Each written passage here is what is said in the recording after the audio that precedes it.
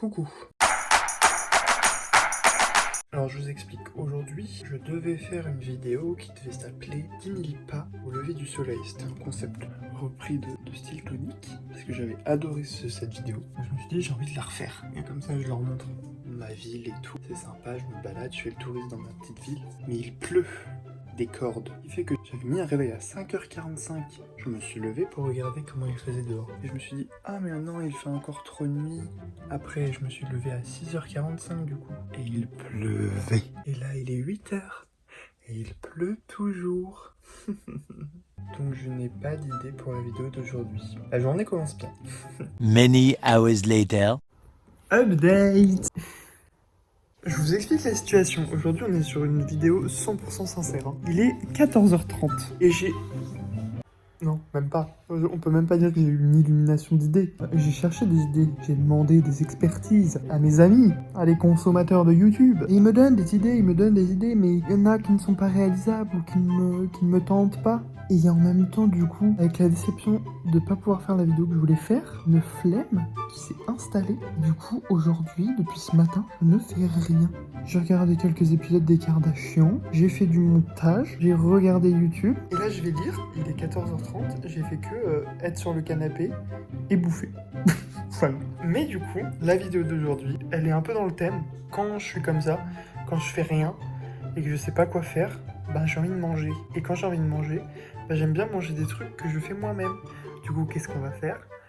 De la cuisine. J'avais envie de vous faire une recette du coup, mais sans plagier une recette d'influenceur. Puisque la plupart des recettes que je fais, c'est des recettes qui viennent de l'application de Sissimua, donc qui est payante. Moi j'ai un abonnement, mais j'ai pas divulgué son contenu payant comme ça gratuitement sur YouTube. Du coup, je me suis dit... Réfléchis bien, Coco. Elle a sorti des recettes gratuites, notamment pour le BAS 7, là, elle a fait un e-book machin avec des recettes. C'est pour ça que j'ai sélectionné ma recette favorite de Sissimua, le blondie chocolat framboise. Et j'ai trop envie de vous montrer cette recette parce que je l'adore. Quand t'as envie juste de te péter le bide avec un putain de dessert, mais que t'as envie de rester healthy, bah c'est la recette genre parfaite. On est parti. Et en fait, l'ingrédient principal et l'ingrédient un petit peu secret, un petit peu spécial, c'est les haricots blancs. On sort les ingrédients. Sucre de coco ou sucre de canne ou sucre normal. Au début, je le faisais avec du sucre de canne, mais j'ai quand même fini par tester le sucre de coco. Et sincèrement, c'est très cher. Mais c'est pas mal du tout. Et du coup, l'index glycémique, il est beaucoup plus faible, ce qui rend la chose encore plus healthy.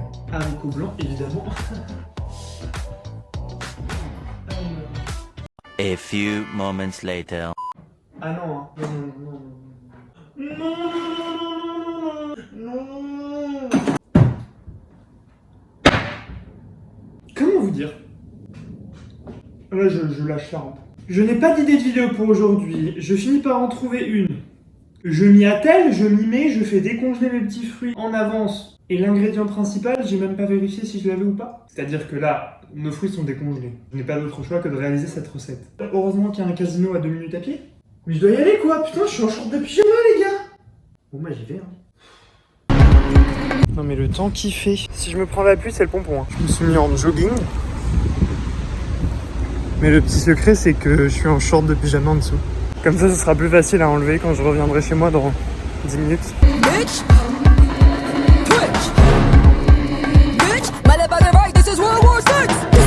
Au moins, je profite de la promo, hein. Je me suis pas déplacé pour rien, merde.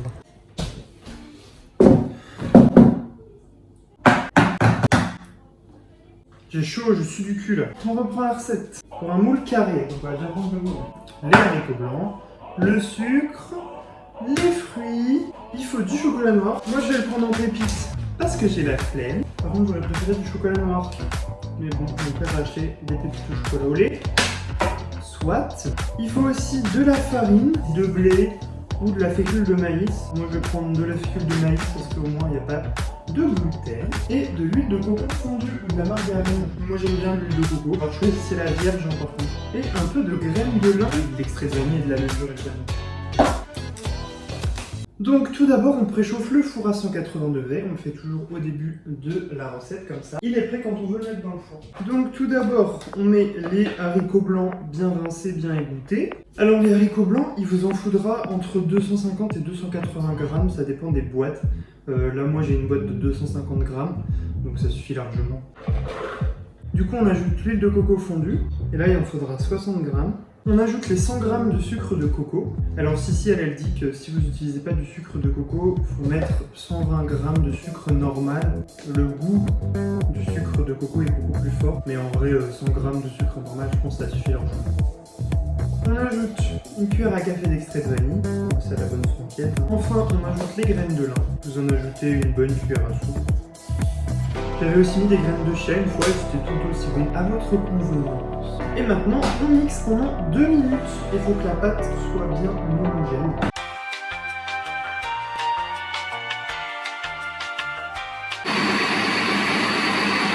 On laisse reposer la pâte. Pendant ce temps-là, je vais déjà huiler mon moule. Et on peut tout de suite peser nos 70 g de chocolat. Oups, j'en ai mis 85 grammes. Et donc on peut venir mélanger une cuillère à soupe de fécule de maïs avec les pépites de chocolat. On réserve. On peut reprendre notre pâte et venir y ajouter la farine et la levure. Donc un sachet de levure. Et du coup 60 grammes de farine.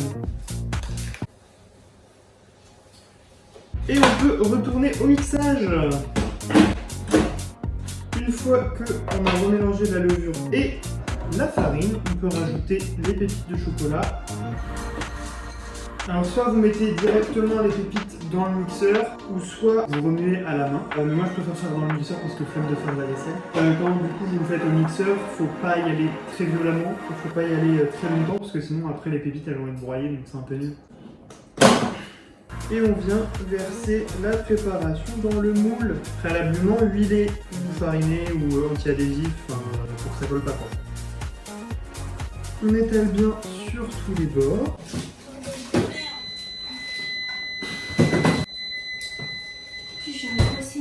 Et maintenant, on met nos petits fruits rouges sur le dessus.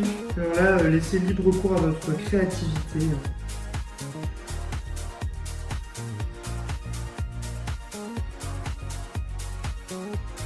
Et puis là, tiens, je m'enflamme parce que vous êtes là à me regarder. Je l'ai jamais fait, mais je vais rajouter des pépites sur le dessus. Et voilà! Regardez-moi comment c'est beau! Ça donne déjà faim. Et maintenant, on enfourne pour 25 à 30 minutes. Et là, on se retrouve ce soir pour la dégustation. Je pense que dans un plat comme ça, vous en faites 6 parts raisonnables. Mais vu que chez Coco, on n'est pas raisonnable, on n'en fait que 4. Du coup, ce soir, je m'enfilerai un quart du plat.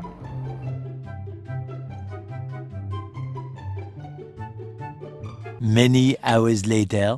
Et voilà. Je vous fais la dégustation en live quand même.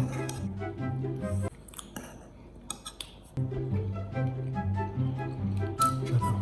Donc la petite boule de glace vanille, ça passe encore mieux. Je dis ça, je dis rien. Du coup, je vais aller manger ça tranquillement devant ma série.